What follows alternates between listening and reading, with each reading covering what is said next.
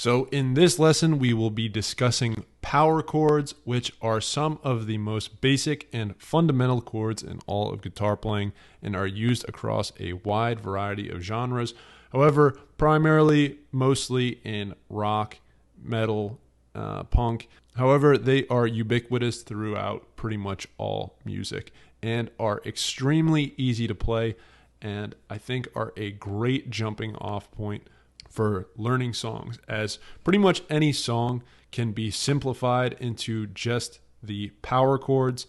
And although it maybe won't sound as great as the original or characteristic of the original, you can kind of get away with playing any song, just the power chords. So it makes it an extremely valuable tool if you want to just jam along with friends who might be much more experienced with you as musicians. You can use power chords, which are super easy to learn and get the hang of, and you can still feel like you are contributing and playing along, even if you can't do the more advanced and proper chords that the song consists of. So in our previous lesson, we discussed the major scale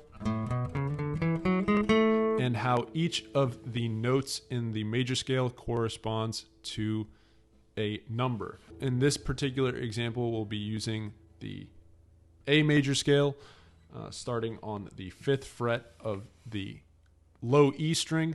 So 1, 2, 3, 4, 5, 6, 7, and 8.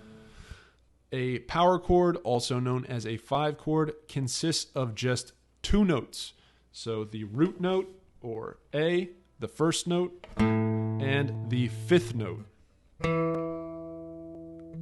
So if you ever want to figure out how to play a power chord, pick a note.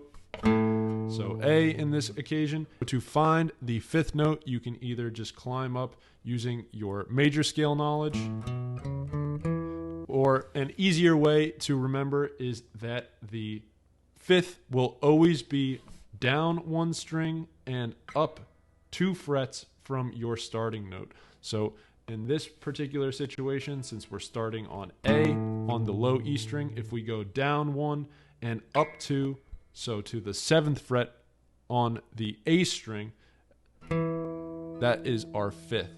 So if we play both of those together, the 1st and the 5th, we have our power chord, also known as a 5 chord. So you'll see this written in chord charts as a 5 note. So A5 would be this particular one. And as we mentioned in the previous lesson in the major scale, the nice thing about guitar is that you just need to remember shapes, and then you can slide them up and down the neck to modulate them to a different key.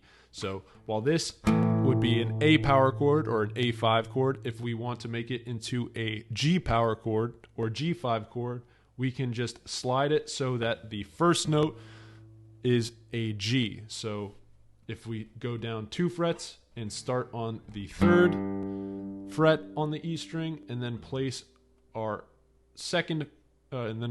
other finger onto the 5th fret, so down 1 and up 2, onto the 5th fret of the A string, now we have a G power chord, and you can slide this shape anywhere on the neck and play the power chord. And to determine which power chord it is, you just need to be able to identify which note you are playing with your index finger or on the lowest string, lowest in pitch string. So A, G, B, you can figure out the rest. And while this trick for identifying power chords by going down 1 string and then up 2 is pretty useful, take note that it only works on the E, A, and D strings. And then on the B string, you can use the same trick again. As you can hear here, it doesn't sound quite right as opposed to that note. Anyways, that's pretty much it for power chords. They're an extremely powerful tool, no pun intended. And in the next lesson, what we'll do is we'll apply our newly found knowledge of power chords to the previous lesson of how to play Smoke on the Water, to then play Smoke on the Water with power chords. So thanks for tuning on in. We'll see you in the next lesson. Adios, amigos.